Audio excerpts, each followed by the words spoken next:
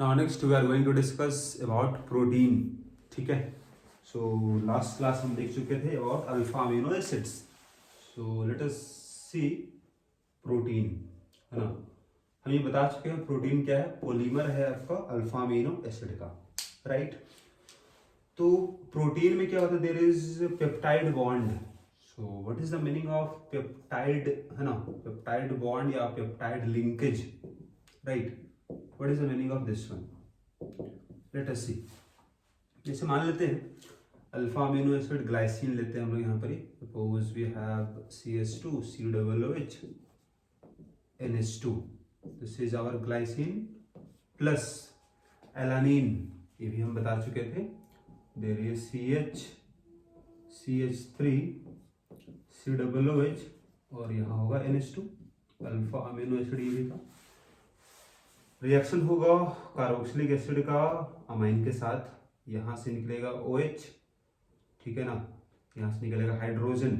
यहाँ दो हाइड्रोजन था तो एक हाइड्रोजन को आप इस तरह बनाओ, एक हाइड्रोजन को इस तरह बना लो. तो यहाँ से वाटर बन के निकल जाएगा. राइट.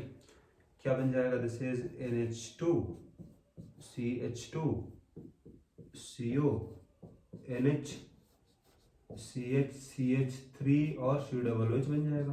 राइट. तो यहाँ जो लिंक हुआ है this is known as peptide linkage. Peptide linkage या पेप्टाइड बॉन्ड. राइट. दोनों सेम ही है.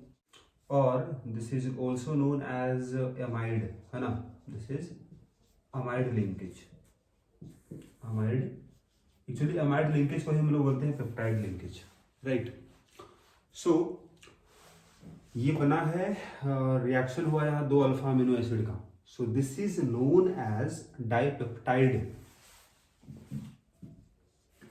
ये जो बना आपका this is known as dipeptide. दो अल्फा अमीनो एसिड का जब रिएक्शन हुआ जो बना आपका प्रोडक्ट इसको बोलेंगे हम डाइपेप्टाइड. राइट. क्योंकि बना है दो अल्फा अमीनो एसिड से इसीलिए यहाँ पर डाई हो गया. अगर इसका फर्दर रिएक्शन हो किसी थर्ड अल्फा अमीनो एसिड से तो फिर से रिएक्शन होगा. इसका जो NH2 पार्ट है रिएक्ट विद कार्बोक्सिलिक एसिड और इसका COOH जो रिएक्शन करेगा NH2 के साथ. फर्दर रिएक्शन होगा. तो अगर तीन रिएक्शन करेगा आपस में तो उसको बोलेंगे हम ट्राइपेप्टाइड. सो पहले आप यहाँ लिख लो ये कैसे बनेगा. This is formed by two alpha amino acid. इसी तरह से अगर आपको बोलना होगा ट्राइपेप्टाइड कैसे बनेगा तो ट्राइपेप्टाइड बनेगा. This is formed by three alpha amino acid. इसी तरह से आपका कंटिन्यू होगा. राइट. अब एक बात यहाँ और भी आपको नोट करना है कि डाइपेप्टाइड में एक होगा पेप्टाइड लिंकेज. उसी तरह से ट्राइपेप्टाइड में होगा दो अल्फा लिंकेज. मतलब एक कम हो जाएगा. दो जब रिएक्शन करेगा तो एक बनेगा पेप्टाइड लिंकेज. उसी तरह एक और अगर यहाँ रिएक्शन होगा फर्दर तो एक और नया बन जाएगा आपका पेप्टाइड लिंकेज. मतलब दो हो जाएगा. यहाँ बोलोगे आप dipeptide consist of one peptide linkage या पेप्टाइड बॉन्ड बोलो. उसी तरह से tripeptide consist of two peptide bond. उसी तरह से अगर यहाँ सपोज आपको बोलना होगा this is pentapeptide consist of four peptide linkage. एक कम हो जाएगा. राइट. ये तो बात हुआ what is the meaning of peptide linkage या पेप्टाइड बॉन्ड बोलो. ठीक है. अब प्रोटीन क्या होता है. तो proteins are polymer of alpha amino acid. So अब यहाँ हम डिफाइन करते हैं प्रोटीन क्या होगा. ठीक है. तो proteins are polypeptide. Right. Proteins are polypeptide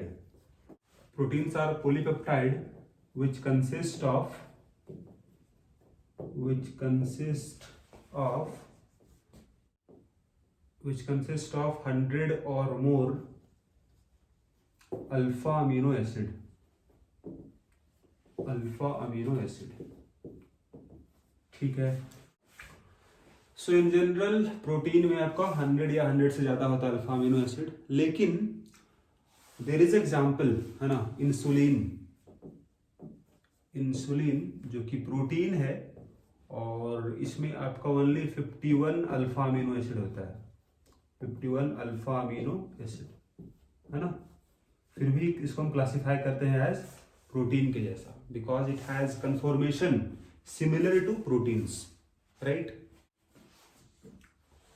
अगर बात करें मोलिकुलर मास का, तो molecular mass of protein, molecular mass of protein is greater than 10,000 AMU, right.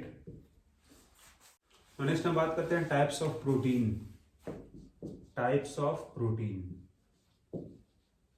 Types of protein on the basis of, on the basis of shape, right.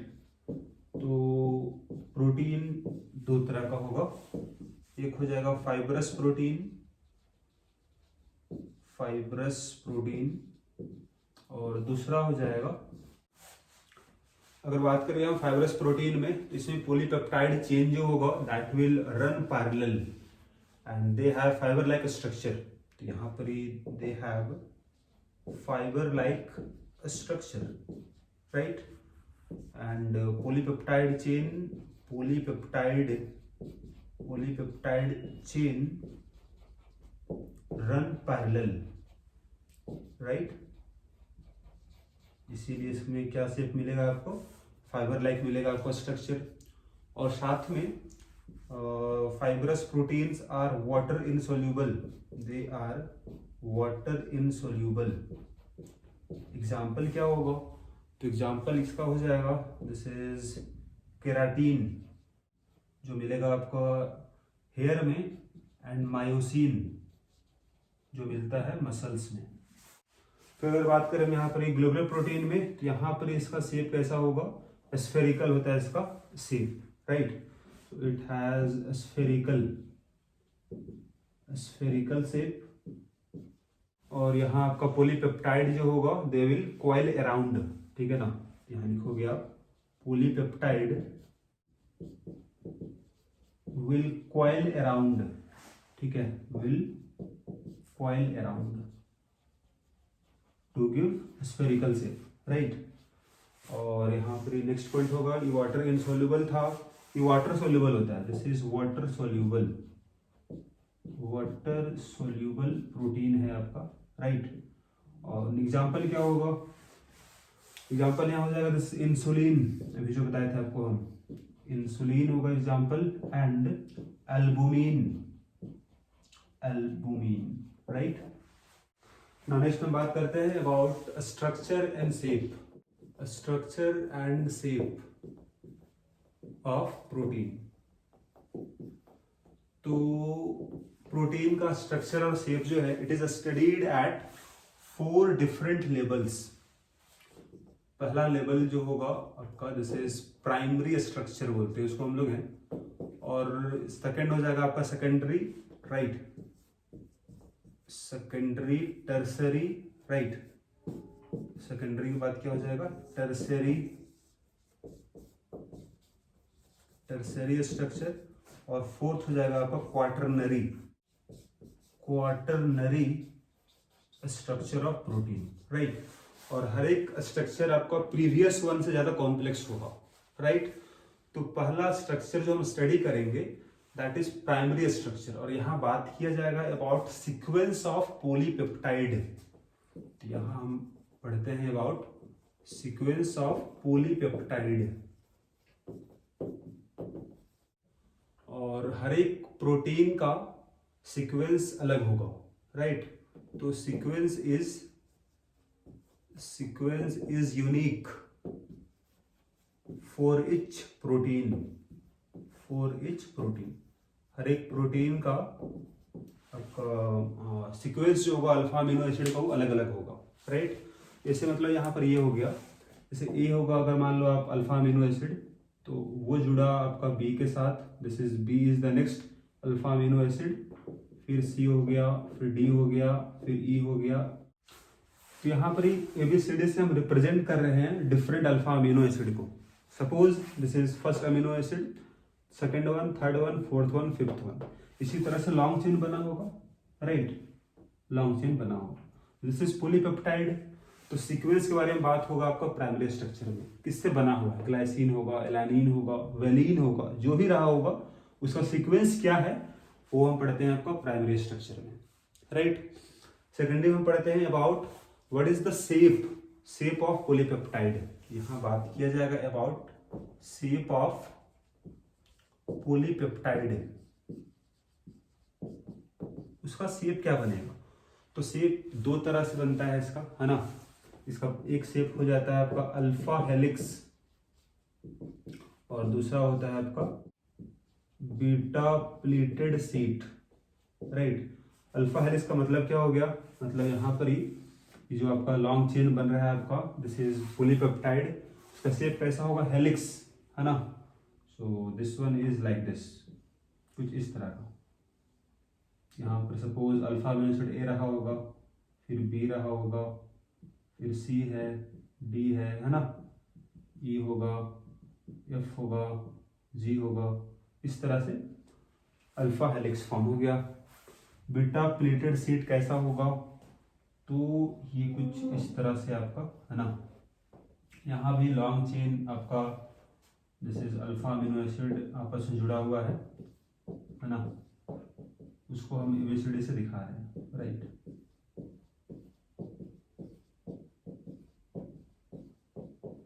इसी तरह से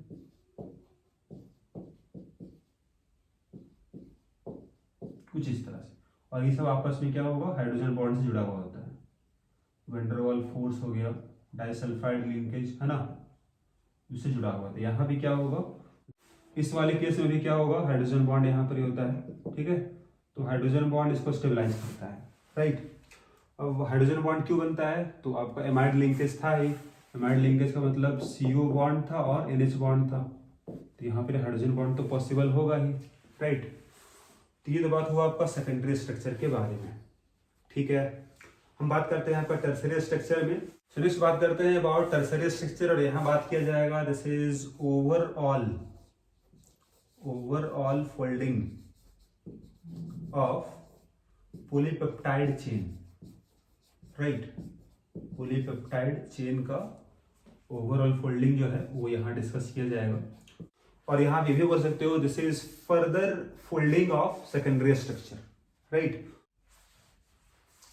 सो आप इसको यहाँ दिखा सकते हो जिस तरह, जैसे आपका अल्फा हेलिक्स फॉर्म जो था, तो ओवरऑल फोल्डिंग क्या होगा यहाँ पे और इस तरह से हो जाएगा, राइट। तो फाइनली क्या होता है, सो इन टर्सरी स्ट्रक्चर यहाँ आपको देखने को मिलता है दो मेजर आपको शेप यहाँ बनता है, that is first one fibrous, right, fibrous, और सेकंड मिल जाएगा आपका ग्लोबुलर।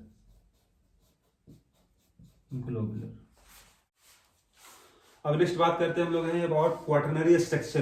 तो यहाँ पर क्या बात किया जाएगा, तो generally some of the proteins consist of 2 और more polypeptide chain and this chains are considered as subunits, ठीक है।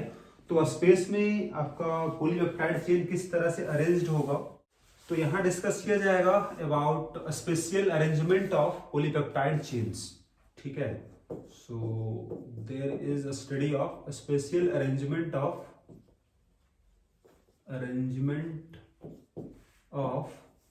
polypeptide chains, ठीक है। जैसे मान लो एक आपका पॉलीपेप्टाइड चेन ये रहा, ठीक है।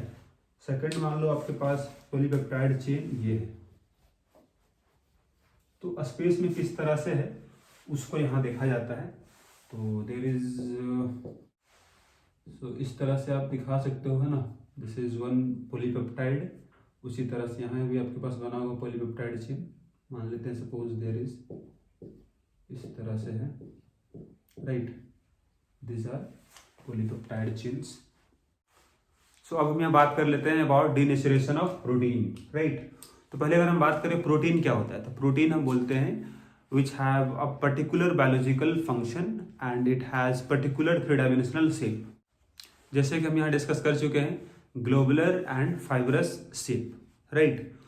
तो ये फंक्शन जो दिखा रहा था, है ना, उसको बोलेंगे उसका नेचर, राइट। अब यहाँ टॉपिक है डीनेचरेशन ऑफ प्रोटीन, मतलब प्रोटीन का नेचर बदल गया या इसका नेचर क्या हो गया, खत्म हो गया, राइट। अब ये कब होता है, तो अगर कोई फिजिकल चेंज हो गया या फिर कोई केमिकल चेंज हो गया। तो फिजिकल चेंज क्या होगा, जैसे फिजिकल चेंज का मतलब हो गया, physical change means change in temperature, right, change in temperature.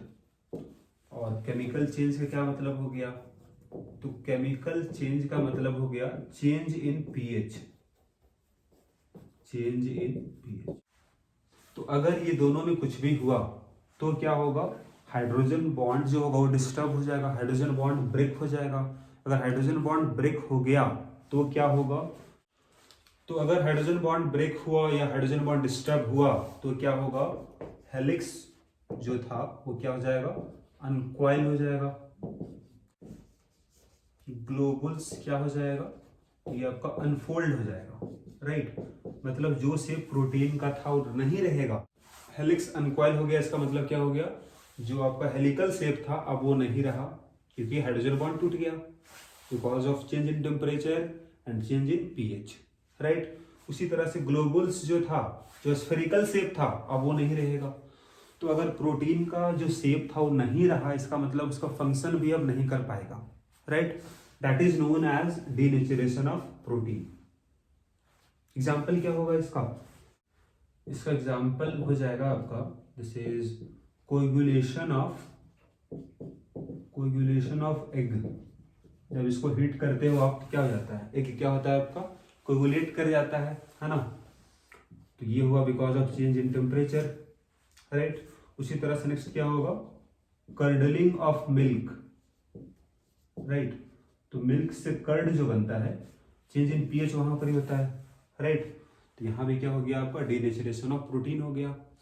अब ड्यूरिंग डीनेचरेशन ऑफ प्रोटीन क्या होता है आपका, मेन हेलिक्स जो था वो आपका अनकॉइल हो गया, ग्लोबुल्स जो था अनफोल्ड हो गया। इसका मतलब क्या हो गया, इसका मतलब ये हुआ कि सेकेंडरी स्ट्रक्चर जो था प्रोटीन का, secondary and tertiary, secondary and tertiary structure of protein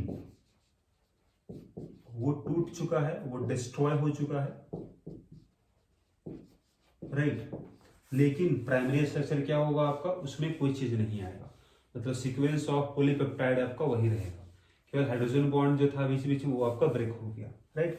secondary and tertiary structure of protein destroy हो चुका है, लेकिन प्राइमरी स्ट्रक्चर इज इंटैक्ट, मतलब इसमें चेंज नहीं हुआ, राइट।